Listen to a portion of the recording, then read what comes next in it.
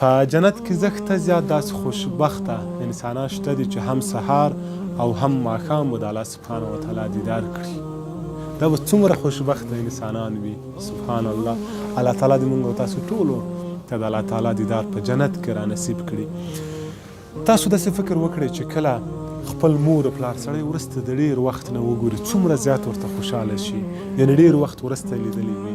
خو هغه الله سبحانه وتعالی چې زما او ستا مور او پلار پیدا کړي، کله چې هغه ګورو څه یو احساس به وي، څومره خوند به وکړي. خوشبخته دي هغه انسانان چې په خپلو کړنو باندې دې لوی رحمت ته ځان رسوي. یوه خبره به درته وکړم چې کله شیطان غوښتل تاسو د ګناه طرف ته بوځي، تاسو په ګناه کې راښکیل کړي، همدا ثانیه په یاد راوله چې تا په جنت کې د الله سبحانه وتعالی د دیدار نه محروم نشې.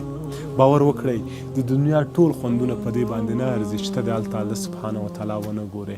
هېڅ هم ولا کار ځي. څومره خوندوره صحنه به وي چې کله سهار او ماښام ځې او الله سبحانه وتعالی دیدار درته نصیب کیږي. الله تعالی دې موږ او تاسو ټولو ته د لوی رحمت را نصیب کړي او الله تعالی دې موږ او تاسو ټول په جنت کې سره یو ځای کړي. نه یوازې په جنت کې سره یو ځای کړي بلکې د الله تعالی دیدار موږ او تاسو ټولو ته را نصیب کړي. تاسو ټول ووایئ امین. السلام علیکم.